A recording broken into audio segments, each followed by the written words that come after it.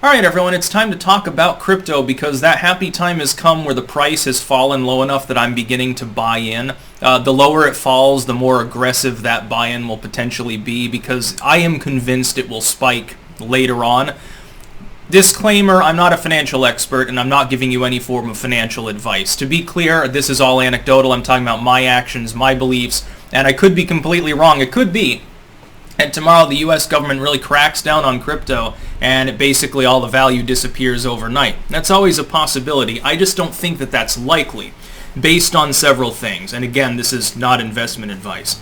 The first thing is that a lot of the billionaire class have now bought in. PayPal does crypto. A lot of the banks do crypto. I think most of the major ones. You've got literal crypto kiosks in urban areas. What I see with crypto, with the blockchain and stuff, is I see a very new technology that is steadily getting more efficient, and the skeptics of it are basically like the people in '98 or something that said, well, the internet's going to be like the fax machine. By the way, that is a partial misquotation of what Krugman said, although he has massive egg on his face anyway. He's tried to downplay that and say that it was kind of, it was just kind of hyperbolic, predictive fun, and it's like, no, I think you actually believed that because you're stupid. To be clear, Krugman was predicting an economic depression if Trump got elected. Now he's predicting that the economy will be in wildfire mode, and of course now we've got stagflation. I see a technology that initially is quite crude, inefficient. When we're having conversations about the problems with crypto, the thing is problems can be solved. This is what people don't understand. It's just like with computing. I heard over and over in the 2000s, the limit of computing is getting near.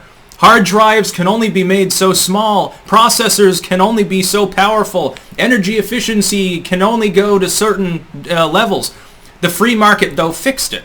So long as crypto remains more or less free, and it is slightly regulated, but it is still a wild frontier economically, for years and years to come, there's no real reason why it shouldn't get more and more technologically adept. Now, one way in which the government could really fuck crypto is by minting its own sort of cryptocurrency and forcing people only to use that. This could happen. It's sort of like as soon as Zuckerberg there was trying to get all of the big companies together to adopt a single crypto that would be controlled by Facebook, plans which fell through because the government said, that's not a good idea. They didn't even need to drag him in for a hearing or anything. They just threw the hammer down by telling him, we'd rather you not do this, and then half the companies jumped off board, and of course, Zuckerberg alone wasn't capable of making it work. I think that's a prelude long-term to the government minting its own crypto, but that doesn't necessarily mean the free market alternative won't be around because it's been bought into so heavily by billionaires. And these people have the ear of Congress. They control the government. So if Elon Musk and Facebook and TD Ameritrade and all these other companies and figures have bought into crypto, then the number of skeptics you'll notice has steadily dropped over time. Now, right now the crypto price is collapsing. I don't even know what actual percentage it is, but it's a considerable amount. My own portfolio lost $15,000 or something like that. But I look at this as an investment opportunity. I see it as, well, the price is now considerably lower, which means that if I buy in now, the buy-in is considerably lower. The risk, therefore, and again, not financial advice, not even necessarily sound. It's based on mostly my understanding of anthropology, not of economics or even technology. It just means that there's more profit to be made, potentially. So I've got Cardano now. I bought hundreds of those. I bought more Bitcoin, a bit of Bitcoin Cash, some Litecoin, all of the basic ones. Cardano is unique in the sense that I keep hearing about it.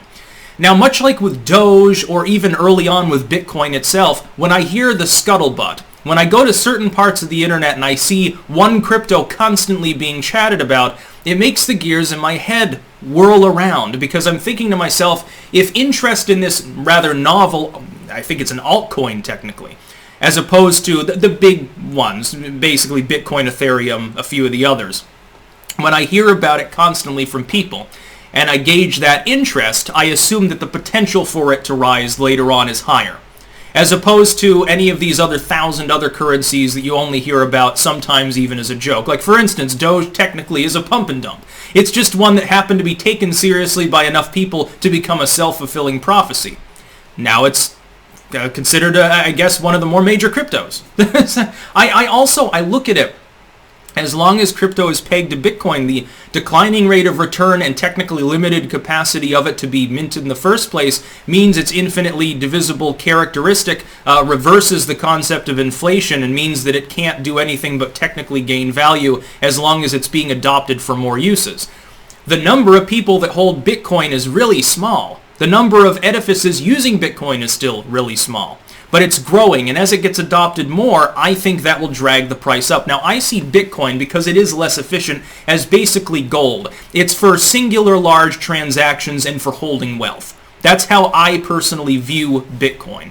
But it's tradable for cryptocurrencies that are more useful, that are more efficient, lower transaction costs, and shit like that. The interchangeability is what saves crypto. It's interchangeable for real-world goods, for real-world fiat currency. And essentially, I mean, the idea of a digital currency makes more sense anyway. The fact that it's only zeros and ones and has no other tangible use. Even with paper money, you can wipe your ass with it and you can start a fire with it. You can shred it up and birds can nest in it and you can eat the birds. It has a potential real-world use. The one factor that is problematic is in a lot of the world, there's very little access to usefulness for crypto. It's basically an urban experiment. But again, that's exactly how the internet was back in the late 90s when it was still new. And look at the internet now. It's literally transformed every possible fundamental characteristic of life. I would not be surprised in this generation of apps and smartphones if crypto ends up being the preferred way to do business. And if that happens, that crypto will be worth, in my opinion, a lot more than today now. Some of the smaller cryptos will fall by the wayside, I'm sure. It's going to be a dog-eat-dog world with cutthroat piracy and everything else. You're going to see a lot of intrigue, I think, over the next few years. This part's not investing advice, but it is a prediction. My official prediction is over the next half-decade, crypto takes off like a goddamn rocket, but some of them will die. And so it is a gamble. I'm not going to. It's sort of like, again, go back to the computers of the 90s and shit. Look at all of the different companies that were developing software and different ideas. Even before that, like you know, when's the last time it used a Betamax? It's like people were like, we were looking at the technology in the 80s or something, the old clunky TVs and a VHS and shit like that. There were people that couldn't think or conceive of the kind of way in which television would work today.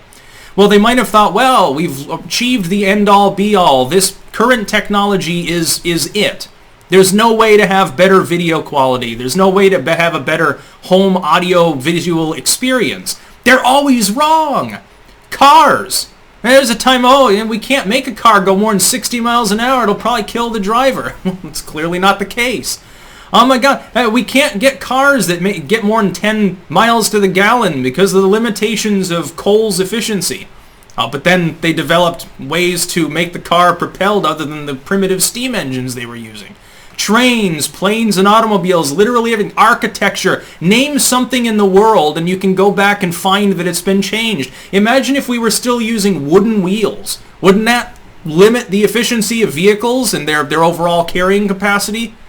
Oh, but we developed better wheels. They'll develop better cryptos.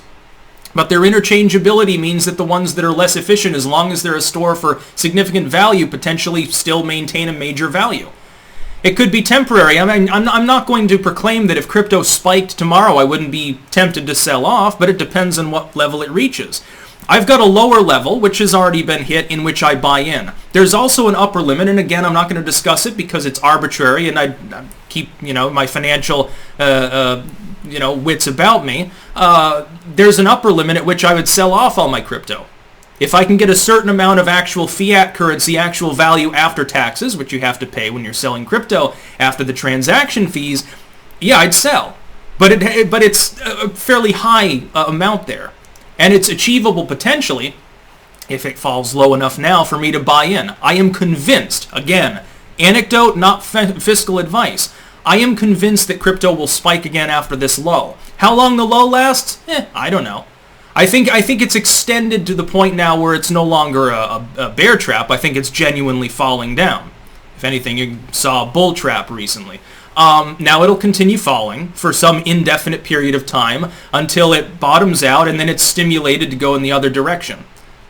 Crypto's fun, by the way. And by the way, I'm not trying to be I don't like to talk about wealth too much because I know what it's like to be dirt poor. And so, if you don't have the money to buy in, keep this in mind. And this is investment advice. Never invest at all if the risk is significant enough that it's going to fuck you in the ass. Don't invest at all if you got $100 in the bank and you're like, well, maybe I can buy $100 of Litecoin. That's probably not a good idea. At this point, the volatility with crypto means that only people that have enough currency to play around with to shield themselves from repercussions should be investing, and then only to the extent that they can bear it. Like, I'm only going to invest in as much in crypto as I can afford to lose.